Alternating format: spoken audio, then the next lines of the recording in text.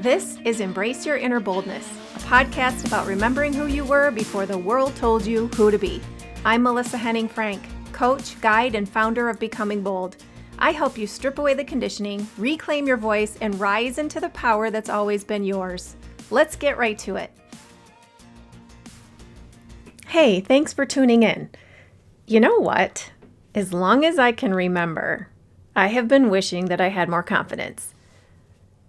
And over the years, most of the girls and women that I've coached, trained, mentored, or even just talked to wish they had more confidence. And no, it's not just women. Some men wish that they had more confidence too, but studies and surveys point to an absolute gap in women's confidence versus men's confidence. So simply put, this is more of an issue for women than it is for men, period. But aside from that, this episode is for anyone who struggles with self-worth, struggles with feeling like, will you be accepted or not, or struggles to feel good enough regardless of who you are. So listen up. We talk about confidence like it's this magical destination, like it's something that you reach one day and then boom, you're forever confident. But that's really not how it works, because confidence is not a destination. It's a mindset that you develop over time and with experience. And confidence comes after courage. And courage is the bridge to confidence that you'll cross multiple times in your life. So today we're talking about that bridge. How to embrace the cringe, how to face fear head on, how to move through imposter syndrome, and take those little micro movements that quietly build the foundation for the bold, confident you. And I'll tell you right now, it's not about pretending that you're fearless. It's about feeling the fear and doing it anyway. Let's start with the cringe. You know that feeling when you post something or say something or try something new and your brain freaks out and practically yells at you, who do you think you are? Yeah, that's the point that you have to make an intentional decision. Do I give up or do I take that step anyway? So I like to say that the cringe is your nervous system recognizing new territory. And it's proof that you're stretching into a version of yourself that doesn't yet feel safe, but that is where your next level lives. So instead of running from it, practice staying with the cringe. You can laugh at it. You can name it. You can say, oh, hey, cringe, thanks for letting me know I'm evolving. The more you normalize that feeling, the faster it transforms into excitement. I really cringe when I listen to the early episodes of my podcast, and I'm sure in a year I'll cringe at this one. But fuck it, I'm embracing the cringe right now, and it's not life or death. I'm learning to feel the fear and do it anyway. And who really cares? What do we really have to lose? I think when we fear the cringe, we have so much more to lose, because fear is what holds us back from being who we really want to be and remembering who we were before the world told us who to be. So let's get into that concept, the whole feeling the fear and doing it anyway thing. Confidence isn't the absence of fear. It's the decision to act in spite of that fear. It's a muscle that you build, and it's not that different from the muscles you build at the gym. The more you work on it, the more results you see in the mirror, and one day you look at yourself and realize how much progress you've made over time, and you might not even have realized that that was going on. It's not a switch that you flip and boom, you're confident. It takes work. And I'm going to give you some ideas later in this episode on how you can do that. Think about the people you would consider to be quote unquote confident. You might think that people you admire for their confidence don't feel afraid, but they definitely do. The difference is they don't let the fear make their decisions for them. Every confident person once stood where you are now, questioning everything.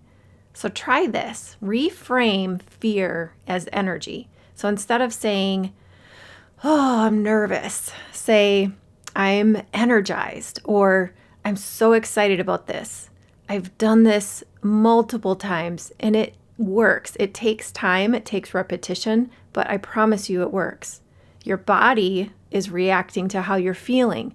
So you get to assign the meaning, and this kind of reframing exercise can retrain your body and mind to self-regulate because you're changing the story that you're telling yourself. Every bold move that I've ever made, whether it's leaving jobs, relationships, starting my business, launching this podcast, definitely came with fear just nagging at me hard. But the courage to feel the fear and do it anyway because you've got big goals feels so much more powerful than shrinking to stay comfortable does. Always. Let's talk about imposter syndrome. It's that voice whispering that you're not ready, you're not qualified, and you're not worthy. And it really loves to show up when you're about to cross the bold bridge, that space between current you and future you. And the fact that you question yourself means you care. You need to hear that. The fact that you question yourself means you care. It doesn't mean that you're unqualified. So picture this if you are a visual person. On one side of this bridge is where you are, and it's familiar, maybe it's comfortable. On the other side is confident you, the one who leads meetings, launches your idea, says what they really think, wears what they really love. In the middle of the bridge can be especially difficult to keep going because that's where imposter syndrome really shows its fiercest, ugliest teeth. But here's what I want you to understand. You don't become confident before crossing the bridge. You build confidence because you had the courage to cross that bridge. And you'll cross that bridge again and again. Growth doesn't end. So each new level of your life will ask for a new level of boldness, and you'll create new goals and new trips across that bridge as you keep becoming you. Okay, so let's get really tactical now. When you think about confidence, think about it as being built in these tiny, intentional micro movements. And it's not perfection, it's progress. And it's not always, though it can be sometimes, built in big dramatic leaps. But right now we're going to talk about the small things. So physically, spiritually, emotionally, that you can be doing every single day to cross that bridge a little bit faster. So think about physically how you carry yourself. Try making an effort to really stand tall. And I'm straightening my posture as I'm saying this. Put your shoulders back. Take up space. We tend to make ourselves physically smaller, which not only makes us look less confident to other people, it's sort of a protective mechanism that also diminishes our own internal confidence. So it's a really interesting mind-body connection with that.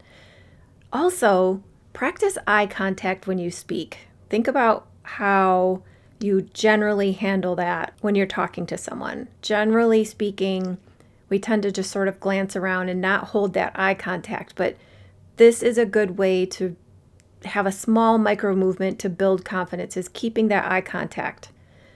And then I've also heard a lot of the people that I consider to look like they have high confidence, they talk a lot about cold showers. I haven't done that myself because I hate being cold, but those kind of things can really help your body adjust to the stress of that temperature change. And a lot of people swear by it. Also, power walks or lifting weights, anything that makes you feel really strong in your body is going to rewire your confidence. And then let's talk about some spiritual ways that you can build your confidence every day. I highly recommend having an affirmation or a mantra that you use. So maybe it's beginning your day with a bold affirmation like, I am becoming her, or I am becoming him, whatever resonates with you, but giving yourself that visual of who you're becoming. And then try lighting a candle, taking some deep breaths, and really visualizing that bridge that you're crossing. See your future self across the way. What do they look like? How are they holding themselves? How are they standing? What are they wearing? And then ask your higher self, what would confident me or whatever name you prefer. Choose today. And then emotionally, highly recommend keeping a brag file. So this could be a note in your phone of wins, of compliments, or moments that you felt really proud of yourself for something that you did. We don't give ourselves enough credit. We don't pat ourselves on the back nearly enough. Maybe even text a friend or your mom to document and share the good news. Have an accountability partner with this where you can expect that they're going to send you texts when they have a good moment and you're going to send them texts. And it's not going to feel like some sort of uncomfortable bragging, because we also need to get over that. We need to be bragging on ourselves more than we do. I also would recommend paying attention to how you speak to yourself, and especially during those times where you feel a lot of doubt. Notice the times when you're not being so kind to yourself and say out loud. Highly recommend you say this out loud if you can. I don't do that anymore. Talk to yourself like someone who's already on their way. And I understand if you're out in public, it's going to be kind of hard to talk out loud to yourself, but you can say this in your mind. And actually, who cares? What if you say it out loud? I also recommend to rehearse courage in small moments, like saying no, even if you feel like it's easier to say yes, or sharing your opinion in a meeting, even if your voice shakes, and even if you're not so sure about it yourself. Each one of these things that I've mentioned might seem small, but they build upon each other, and that's what's going to help you embody that confidence. So now for some bigger moves, those moments that really push you across the bold bridge. Highly recommend investing in your own growth. So whether that's coaching or therapy or taking a course, growth creates clarity. So find what works for you and realize that you are completely worth the investment. And sometimes your employer will actually pay for your coaching. So check into that. It might not even have to come out of your own pocket. The next bigger move is to surround yourself with bold energy. So think about people who are in your circle.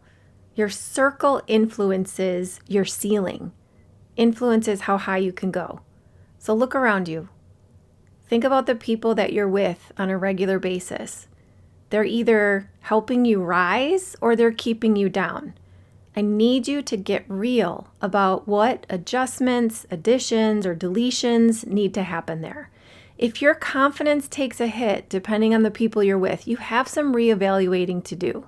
You might need to stop giving so many shits about what others will think or say about you. And if you're filtering yourself and keeping yourself small because you don't want others to feel any kind of way, they might not be the people that have your best interest in mind. This is just food for thought, my friend. It doesn't mean you have to completely get rid of everyone in your life. It does mean that there might be some adjustments and boundaries that need to be set. Also recommend taking what I call visible action. So think about the things that you wish you were doing or one day you wish you would do. And maybe it's launching that podcast, posting that video, pitching that idea, sending that text. Confidence amplifies through exposure, and things are going to feel much less intimidating once you just do it. Lastly, set proof goals. So this means doing one thing every month that your old self wouldn't dare to do. It's how you create evidence that yes, you can. So keep a promise to yourself today, even a small one. Keeping those promises is confidence in motion, and it's an energy that you'll come to know and trust the more you do this. So if it's safe for you to do so right now, I would invite you to close your eyes for a moment. Picture yourself standing on that bold bridge. Current you has actually become former you, and they're behind you now. You can see future you in the distance. They're calm, they're confident, they're grounded. What would they say to you right now about what's waiting on the other side? Don't overthink it. What comes to your mind about the advice they have for you in this moment? Okay, open your eyes. Remember, each bold move is going to build a new layer of trust with yourself. And that trust is the real confidence. So please hear me when I say, you will cross that bold bridge, and you'll cross it many times in your life. And every time, every single time, you're going to meet a new version of yourself, a braver version of yourself, a wiser version of yourself, a much more free version of yourself. Confidence is about remembering who you already are underneath the fear. It's remembering who you were before the world told you who to be. So go ahead, embrace the cringe, feel the fear, and cross your next bridge. Future you is waiting for you. I saw a quote once that went something like this. She was afraid of heights, but she was much more afraid of never flying. And that really resonates with me. How about you? And until next time, please be kind to your mind. That's it for today's episode of Embrace Your Inner Boldness. If this stirred something in you, don't let it fade. Screenshot this episode, tag me at Becoming Bold LLC, and share it with someone else who's ready to rise. And hey, if you haven't already, take a second to subscribe, rate, and review the show. That's how we spread the boldness and keep this movement growing. Whatever came up for you today, feel the fear and do it anyway. You don't need to wait for perfect timing or permission. You are powerful. You are ready. And remember, the only limit to your boldness is the one you set for yourself. Until next time, stay bold, stay curious, and keep becoming you.